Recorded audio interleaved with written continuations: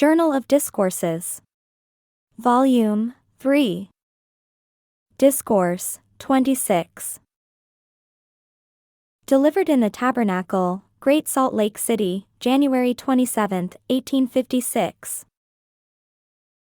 Subjects included are the necessity of a living priesthood and the Utah Legislature. By Heber C. Kimball. I do not feel as though I desired to take up much time. I merely wish to say a few words in regard to what we have heard today.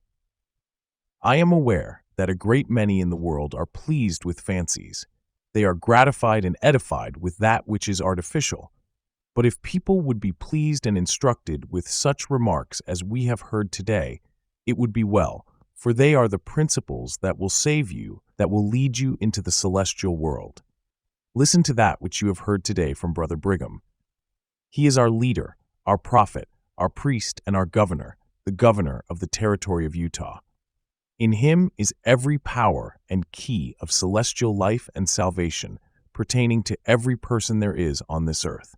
And that is a principle which but few persons realize.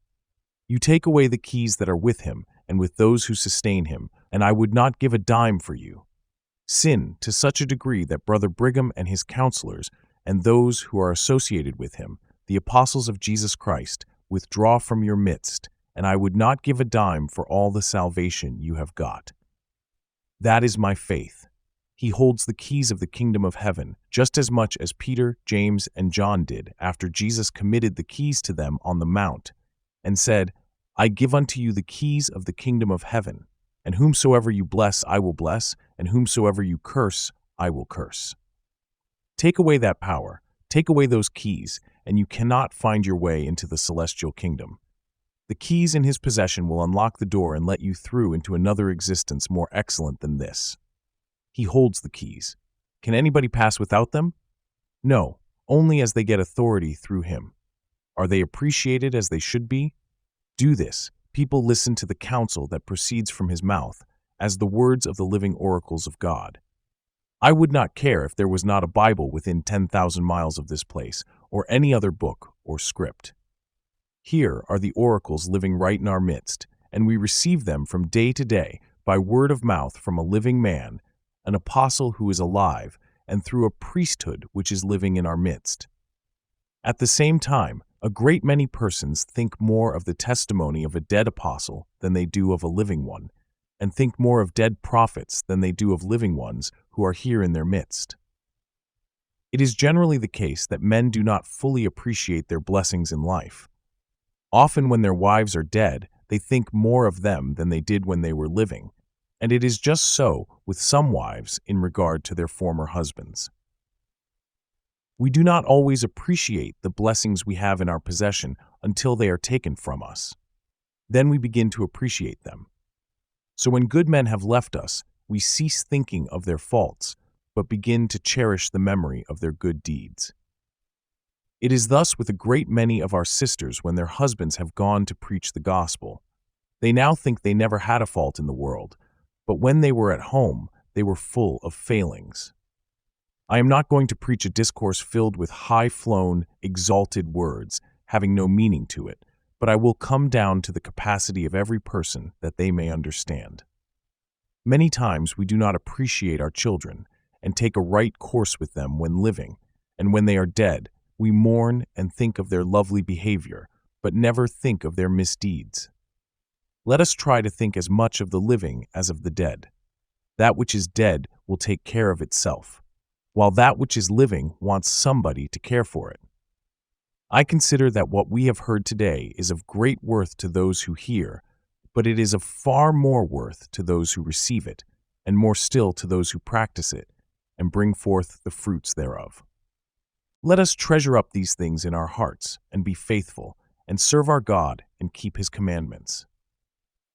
In regard to our doings at Fillmore, all was peaceful and harmonious, so far as the legislature was concerned.